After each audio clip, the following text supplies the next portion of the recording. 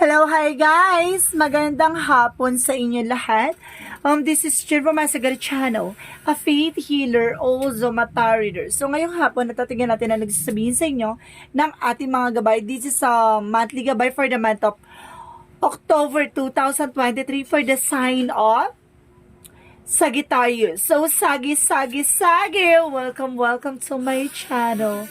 Ano kaya ang energy or ano kayang energy ang ating masasagap for today's video? Kanino man kayang energy ang ating mahagilap? So, guys, this reading is a general reading lamang, hindi lahat makaka-resonate. Kunin lamang po makaka-relate sa inyo and comment down below kung kaninong energy ang ating nasagap. And of course, don't forget to like and subscribe my channel and hit notification bell for more videos updates. Sa mga hindi pa po nakakapag-subscribe sa aking channel, please click nyo na po ang subscribe button just sa baba for all bell para updated kayo sa mga videos na i-upload natin every time and every moment. So guys, kumapit-kapit ka dahil ito namin sa'yo ng ating mga gabay.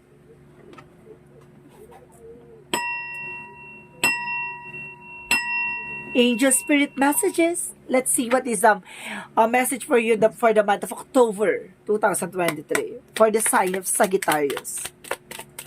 Sagi, bigyan mo ako ng isang pasabog at bulabog na mensahe.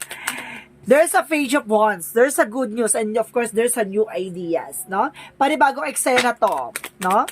At sinasabi sa iyo, there's a nine of Pentacles, there's a blossoming abundance. No, kumbaga mukhang dadami at dadapuin ka ng mga kliyente or customer, no? Kumbaga gumamit ka ng panibagong strategiya. And of course, there's a Seven of Cups, there's a confusion, no? May mga bagay na parang naguguluhan ka pa ngayon. No, may mga bagay siguro na pagdidesisyonan mo pero hindi mo pa mapagdesisyonan. Parang gulong-gulo ka pa ngayon. Ano kaya yung mga bagay na nanggugulo sa'yo? Charis. And because there's a Knight of Wands. There's slow and steady. Kumbaga, kumalma ka lang, no? There's slowly but surely. Mabagal man ang eksena pero alam mong sigurado at alam mong plakado, no? Additional messages. And of course, there's a Five of Wands. There's a competitor, competitions, arguments, and of course, disagreement. No, may mga bagay na, kumbaga, or collaboration dito, or teamwork, no? Sinasabi sa'yo dito na mukhang marami kang competitor, or maraming taong against sa'yo, maraming taong naiinggit against your, at the same time, maraming, kumbaga, there's, information na parang, pinag-uusapan ka behind your back ng mga taong mga, marites na yan. And of course, there is sabi na, black naman, diba? There is a toxicities. Pinag-uusapan ka ng mga inggitera. And of course, meron parang grupo dito. No? Parang grupo ng parang kulto or something, no? There's a negative, ibig sabihin kulto or gawa ng, yun nga, ng negativity or kulam or something, no? Kumbaga, there's a negativity ako nasasagap dito, no? May mga masasamang enerhiya ako na ano dito na, there's a negative energy. I don't think so it's a toxicity, pero lakas ang sense ko dito na there's a black magic involved. At the same time, there's a Four of Swords. Listen to your intuition and listen to your gut feeling. Kumbaga, do you have a new ideas coming in for you? At magdadala sa iyo ng magandang mensahe. Okay, thank you. May bagong mensahe daw dito, guys, ng ating Angel Spirit na magbabalita sa iyo, no? Na kailangan mo mag-take ng action or yung mga bagay na dapat mong gawin, no? Makinig ka daw sa iyong guardian angels or gabay. Okay, and of course, there's a judgment. Kumbaga, there's a wake-up call or there's an awakening pagdating sa finances. No? Kumbaga, sinasabi sa'yo dito, para dapuin ka ng swerte o dapuin ka ng maraming customer, no? Be a good, kumbaga, be a good boss, no? Maging maganda at maging maayos kang tindera or kung ano man yan, no? Na ikaw ay nagmamanage ng isang business, no? Maging maayos ka kung paano makikipagsalamuha sa isang client, no? Or customer. Sinasabi sa'yo dito na kailangan mong laging nakangiti, diba? Para ma-approach mo sila at kumbaga ma-attract or yung maatakihan mo ng charisma. Okay. What is the Seven of Cups? And of course, there's a Nine of Cups. There's a lot of opportunities coming in for you na magdadala sa'yo sa happiness and wish fulfillment. Kumbaga, may mga matutupad ka dito. Kumbaga, maraming oportunidad with the Seven of Cups. May mga bagay na sitwasyon na naguguluhan ka sa ngayon. Sinasabi sa'yo dito na maaaring marami kang gustong tuparin, marami kang gustong maisakatuparan, no? What is the Knight of Wands? Sinasabi sa'yo dito na hinay-hinay lang, no? Hindi man naman yan agad-agad sabay-sabay. So, sinasabi lang sa'yo dito, step by step, isa-isa lang, no? The Three of Wands waiting for a result or waiting for a ship or something na may antayin mo yung resulta. At the same time, there's an harvest time or there's trouble by land and trouble by air. At sinasabi rin din sa'yo dito, trouble by water. At there's an information na sinasabi sa'yo dito na marunong ka dapat nag-antay. So, what is the Five of Wands? Five of Wands, the full card, no? Sinasabi dito na leap of faith o wag kang nagtitiwala sa mga tao sa paligid mo, no? Kumbaga is the full, maraming taong sinungaling, maraming taong kukunin ng kiliti mo o kukunin ng loob mo. Pero, magtitiwala ka ba? So, sinasabi sa dito, lakasan ang loob at lakasan mo ang pakiramdam mo. What is the black naman? What is the black naman? What is the black namin?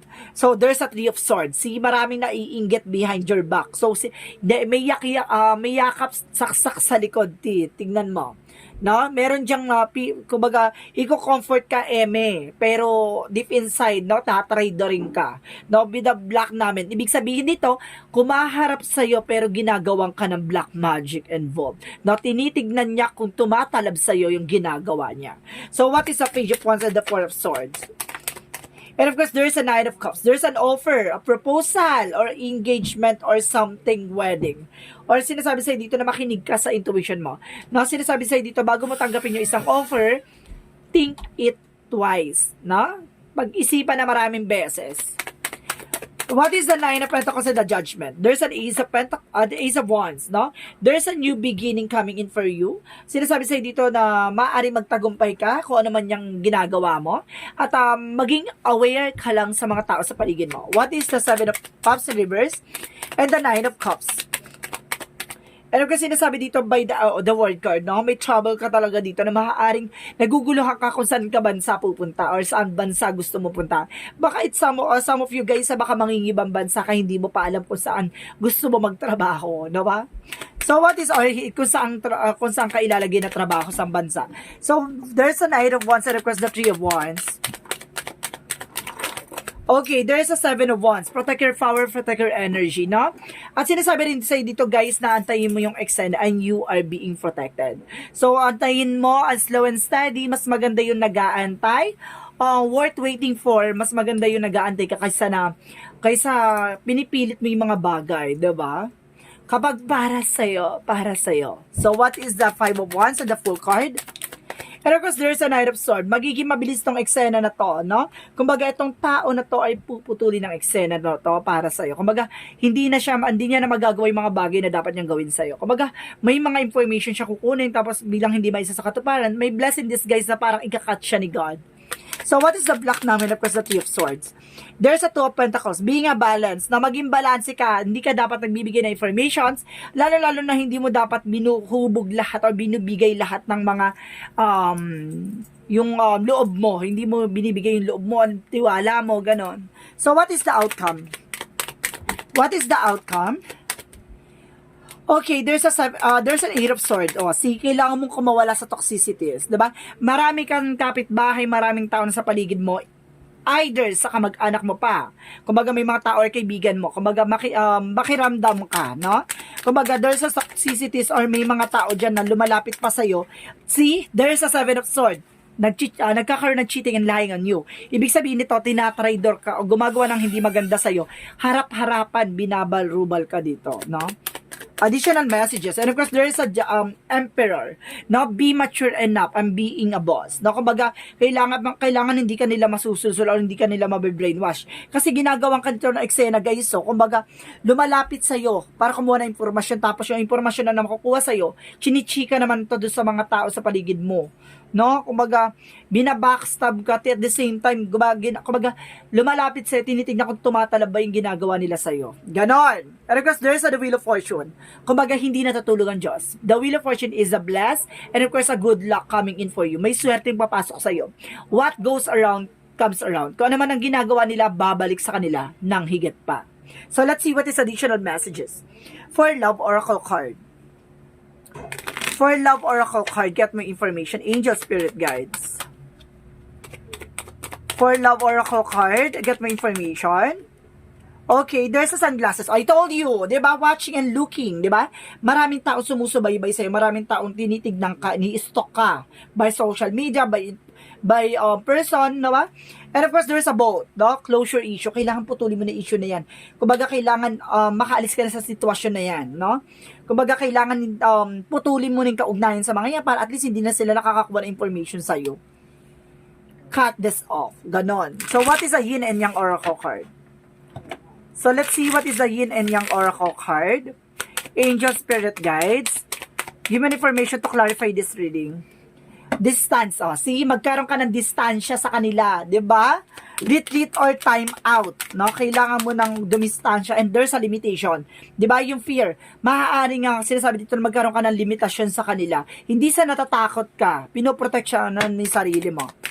The more kasi na parang alam mo na yung ginagawa nila, mas the more silang natatakot. And of course, there's a spark, renewal, no? Magkaroon ka ng panibagong eksena sa sarili mo. And of course, there's an autumn power of the deck. There's an harvest time, no? There's an harvest coming in for you. So, let's see what is Arcangel Raphael messages.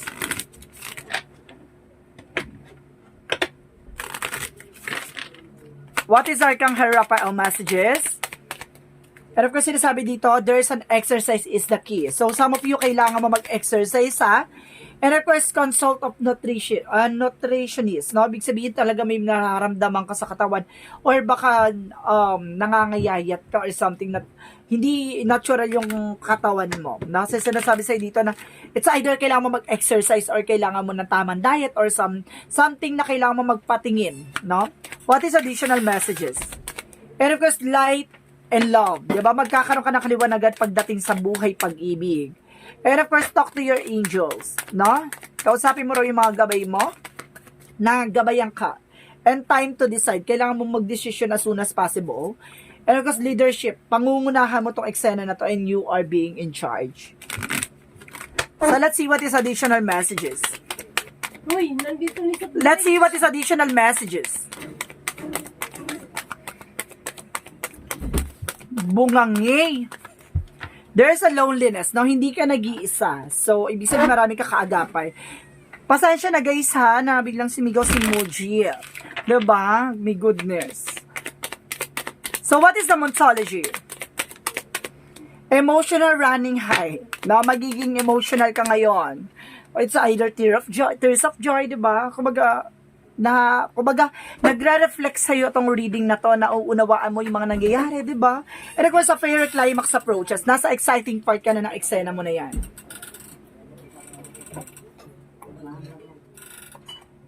Let's see what is additional messages. And of course, there's Magician and the Mirror, no? Ibig sabihin dito, tutulungan ka ng ating Panginoon at kung ano man yung ginagawa sa'yo ng mga taong gumagawa sa'yo ng hindi maganda, don't you worry. There's a reflection. Magician and the Mirror. No? Kumbaga, in God's will and God perfect time, in God, kumbaga, pinoprotection at pinapangalagaan ka dito na kung ano man ang ginagawa sa'yo, bumabalik sa kanila. Kaya wag kang gagawa ng hindi maganda kasi there's a reflection. No? Bounce back tea. And of course, there's a patient, no? Time to decide and time to heal. Kumbaga, mag-antay-antay ka lang, no? So, what is additional messages? Additional messages, there is an empower, perseverance. I told you, pagtsatsaga, no? Kailangan mo magtsaga. Kapag may tsaga, may nilaga. And of course, there's a growth, no? Magkakaroon ka na expansion. And sun card, being a clarification. Ano? Enlightenment. Kumbaga, of course, there's an hawthorn. Kumbaga, there's a balance. Maging balanse ka, no? Sa lahat ng bagay at panahon at eksena. So, what is Archangel Michael messages? And of course, sinasabi sa'yo dito, guys, prayer will help you from this situation, no? Makakatulong daw yung pagdarasal mo palagi. And of course, let go of fear now. Alisin mo daw yung mga takot at pangamba mo, no? Minsan talaga, yung sarili natin yung nagbibigay takot, no? Kumbaga sinasabi dito, labanan mo yan at the same time, mamaya tinatakot ka lang yan. So, ibig sabihin, kailangan mo maging matapang. Additional messages for the chakra. There is an enlightenment, no? At the same time, there's a release. I told you, di ba? Magkakaroon ka ng clarity, kailangan mo lang alisin. At kailangan mo lang basagin yung gawa ng black magic. No? Kumbaga magtutuloy-tuloy na yung swerte at magtutuloy-tuloy na yung pasok sa'yo na magandang eksena. Protectionan mo yung sarili mo. No? Kailangan mo ng protection at kailangan mo magkaroon ng cleansing. Maglinis or maalis yung negativity. What is the Jesus loving quotes? And of course, love each other and I have love you. So, mahalin nyo lang isa't isa. Mahalin mo ang kaaway. Ganon. Diba? The more na minamahal mo, the more na nawawala. Charis! Diba kapag minahal mo daw, iniiwan ka. So, ibig sabihin, mahalin mo daw yung kaaway. Diba? Baka tingilan ka. Eme lang. And because there's a 5, there's an I am adaptable. And of course, flexibility is your forte. When life throws you a curveball, you can easily adapt to new circumstances and find excitement in that unexpected change. Be brave and bold in your endeavor. See? Maging matapang ka sa lahat ng eksena, sa lahat ng panahon, sa lahat ng pagkakataon.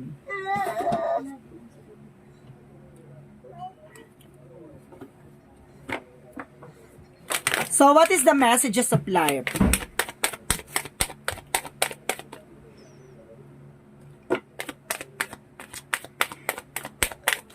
And of course, sinasabi dito guys ha, consciousness. O, see? Magkaroon ka ng conscious and awareness. Today, I pay attention to every thoughts and feelings that I manifest. My outer world reflects my inner consciousness. I pour the light of my awareness on my most constructive thoughts so they will grow and produce the experiences I want. Mindful of what I create in this universe, I become an expression of divine light. So, ibig sabihin, magkakaroon ka ng kaliwanagan dito at kaayusan. Sinasabi lang sa'yo dito, kailangan mo lang i-clear lahat ng lahat ng mga negativities, lahat ng blockages, magtutuloy-tuloy na yung pasok ng eksena dito sa iyo, no? Maging maingat at maging mapagmatsyag sa lahat na nangyayari sa paligid mo. Kasi the more na lumalapit ka sa eksena na yan, the more naman silang natatakot sa iyo. So, ibig sabihin, labanan mo ang takot at pangamba, maging matapang. Charis! Eme! So, guys, this is a monthly gabay for the month of October 2023 for the sign of Sagittarius. Maraming salamat Sagittarius for your wonderful reading. This release sa general reading lamang, hindi lahat makaka-resonate. Kunin lamang pa makaka-relate sa inyo and comment down below kung kaninong energy ang ating nasagap. Maraming salamat guys. See you in the next video. Bye-bye! And babush!